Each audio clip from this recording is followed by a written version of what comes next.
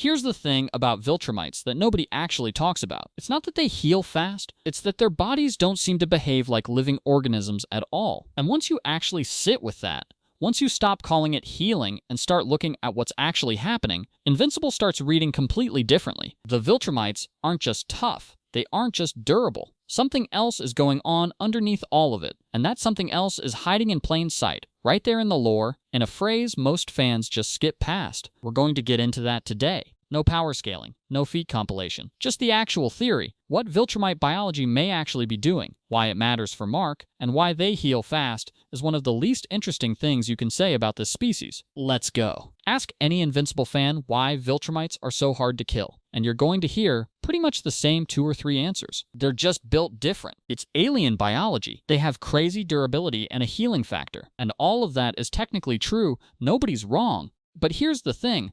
All of those answers are describing the what, not the why.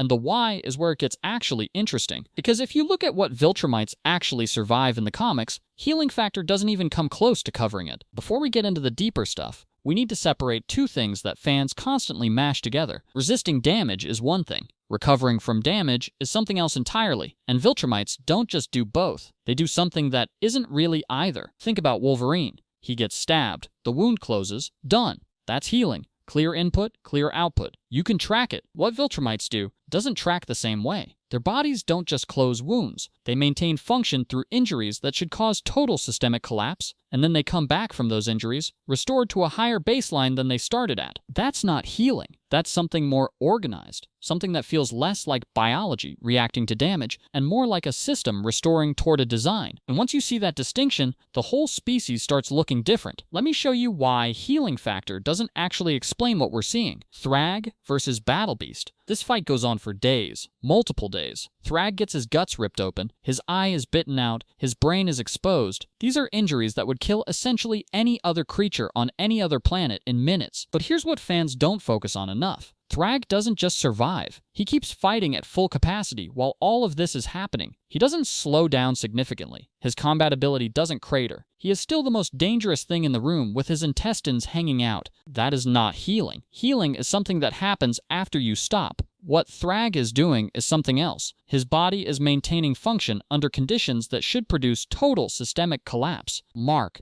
After Conquest, the first fight, Mark gets his ribcage shattered, his intestines ripped out, multiple organ ruptures. He should be dead 3 times over. And yes, it takes months. The bones were just that badly broken. But he recovers completely. Not mostly fine, not scarred and limited, completely restored. And then, this is the part, he comes back stronger. Not just healed, upgraded, the same body that got torn apart, returned to a higher baseline than it started at. That is not how healing works. Full stop. And then there's Conquest. This one is quietly the most important example in the entire comics, and it almost never gets talked about properly. Conquest, older than Nolan, one of the most elite warriors the Empire has ever produced, loses his arm to the Ragnar beasts, permanently scarred, blinded in one eye, and he gets fitted with a cybernetic hand to replace the lost limb. Stop right there. Why does he have a cybernetic hand? Because even Viltrumite biology couldn't fully correct for what the Ragnar did to him.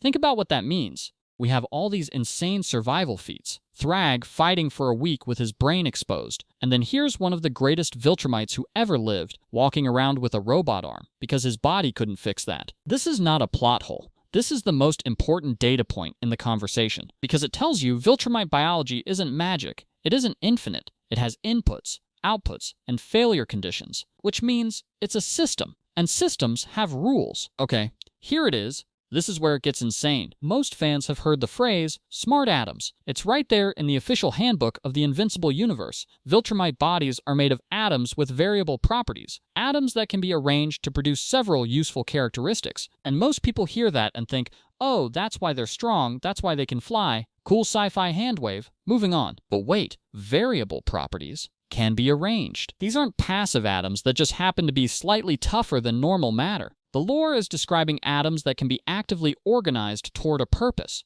The handbook explicitly says Viltrumites can mentally control their atoms, generating inertia for speed, manipulating gravitons for flight, regulating density for durability. These aren't separate abilities. They're all the same thing. They're all expressions of one underlying system, a body where the atoms themselves are participants in biological maintenance. Now think about what that means for healing. In a normal organism, healing is reactive chemistry. You get hurt, your body dumps white blood cells into the area, clots form, tissue gradually rebuilds. It's slow, it's messy, it's imperfect, and it can go wrong in 100 ways. Biology doing its best with what it has? Now imagine instead that your atoms are already organized around a preferred state, a template that defines what a healthy, functional version of you looks like at the atomic level. And when damage occurs, the atoms don't wait for chemical signals. They're doing something more direct, comparing the current state to the template and correcting toward it. That's not healing, that's correction. And that one word, changes everything about how you read this series. A human body tries to survive damage. A Viltrumite body may be trying to restore a design. So let's just say it clearly. Viltrumite bodies don't heal like organisms. They restore like systems. That's why Thragg can fight for days with his brain exposed. The system hasn't failed, it's been disrupted, and it's running correction protocols while simultaneously keeping everything operational. That isn't toughness in any conventional sense. That is a fundamentally different relationship between a body and the concept of injury. That's why Mark comes back from the Conquest fight stronger. The correction process isn't just restoring him to baseline, it updates the template. It doesn't fix the damage, it uses the damage. And that's why the lore says there's no known upper limit to Viltrumite power scaling, no ceiling. Because the template isn't fixed. Every time they survive extreme trauma, the system corrects toward a slightly more capable version of the design. Now look at the weaknesses through this lens, and this is the part that seals it for me. Intense heat doesn't just hurt Viltrumites, it specifically interferes with their healing, because heat disrupts atomic bonds. You're not burning them, you're corrupting the system. The Scourge virus did the same thing. It destabilized the smart atom architecture itself, which is why it nearly wiped out a species that can tank planetary explosions. And the sonic frequency weakness targets their inner ear equilibrium, the exact channel the system uses to interface with gravity for flight. You're not causing pain, you're injecting bad input directly into the operating layer. Every Viltrumite weakness is a system exploit, not a vulnerability, an exploit. And that one reframe makes them feel more genuinely terrifying, not less. Now here's where the theory pays off in the biggest way. Mark Grayson is half human. His mom is Debbie, fully human. You'd expect some kind of compromise. Maybe he's strong but not quite as durable. Maybe he heals but slower. Some middle ground between two species. That is not what happens. Viltrumite genes don't split the difference. They dominate. And they don't just win at birth. They actively assert themselves over competing biology over time. We see it most clearly with Oliver. Nolan's son with a Thraxan starts out visibly different. Alien coloration, different development rate. But as he matures, he stabilizes into a Viltrumite dominant physiology. The Thraxan biology doesn't just get outcompeted, it gets progressively overwritten. If the self-correcting system theory is right, that is exactly what you'd predict. Because if Viltrumite biology runs on smart atoms maintaining a template, then in a hybrid, that system doesn't disappear. It coexists with the competing genetics and keeps pulling the body toward the Viltrumite design. The correction system asserts itself. The template wins. That's why Mark keeps coming back stronger every time he nearly dies. That's why Oliver could hurt pure-blood Viltrumites as a teenager. The system isn't just healing them, it's claiming them. And here's the implication that should genuinely unsettle you.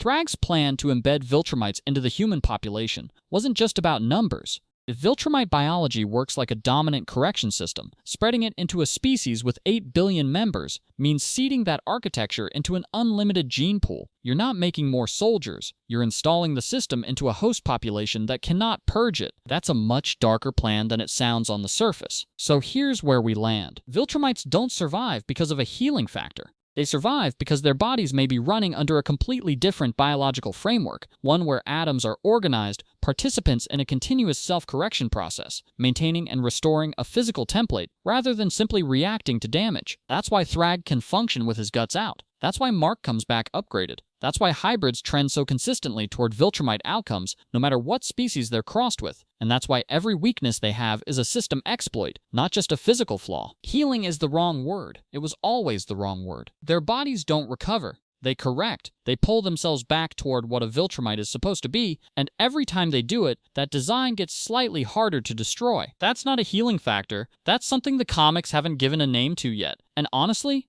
that's scarier. Is Viltrumite healing actually regeneration, or is their whole biology a self-correcting system that injury just temporarily interrupts. And if the correction template keeps asserting itself through every hybrid generation, where does it stop? At what point does a Viltrumite-human hybrid become, for all biological purposes, just a Viltrumite? Drop it below. I want to see where people land on this.